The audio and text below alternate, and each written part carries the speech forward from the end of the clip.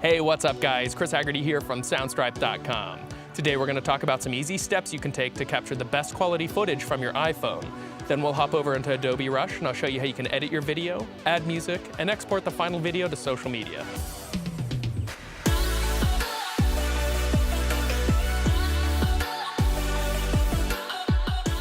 Alright guys, let's take a look at a video I created using just my iPhone. When we come back, I'll show you how I got those shots and how you can use Adobe Rush to edit your video on the go.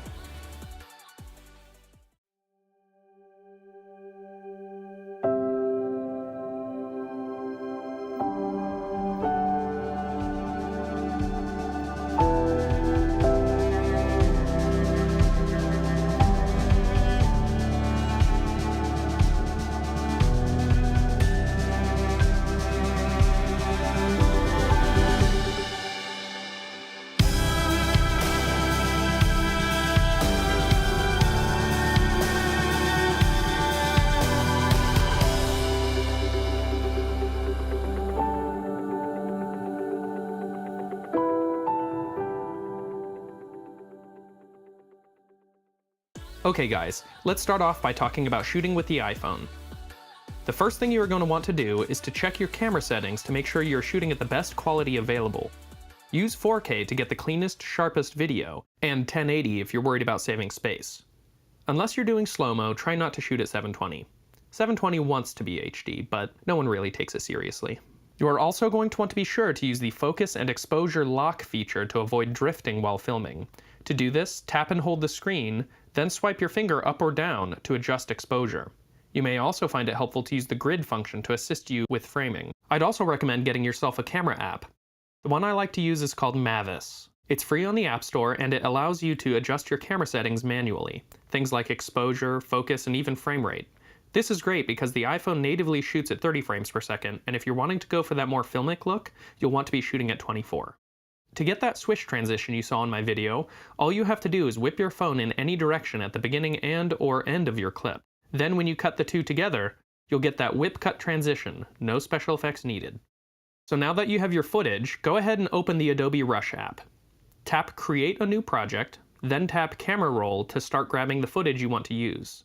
Once all the footage is in your timeline, you'll want to download a song to use in your video. To do this, go to Soundstripe.com on your mobile device. You can browse some of the recently added songs, or tap up here and select songs to browse our entire library. Tap the search icon here to access the filter list. Use this to narrow down your search results when trying to find the right song. Once you've found the song you want, tap the three dots up here and then the license icon here. From there, you'll want to save your song to your Dropbox. Let's hop back over to Adobe Rush now. To download the song, tap the plus sign icon in the bottom left, Media, Dropbox, and select the song you want. Now you can begin cutting your footage to the song. You can put footage in the order that you like by tapping and dragging each clip to their desired placement. You can preview the footage by hitting the play button up here. Use two fingers to zoom into the timeline and make it easier to see the edit that you're doing. To trim a clip, you can either drag the handles on either end of the clip, or you can drag the playhead to a desired point and tap the scissors icon to cut. Then use the trash can icon to delete the clips you don't want. You can add transitions by tapping on the clip you want and clicking on the transition icon. Choose the transition type you want and then tap Edit to change how long you want the transition to be. One thing to note is that Rush will automatically add the transition to both ends of the clip, so be sure to select and delete the ones you don't want.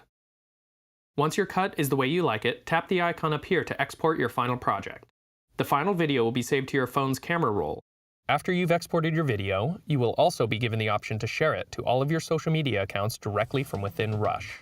Alright guys, thanks for watching. I hope you are able to find this video helpful, and if you have any questions at all, feel free to reach out to Soundstripe Customer Care. I'm Chris Haggerty from Soundstripe.com. We'll see you next time.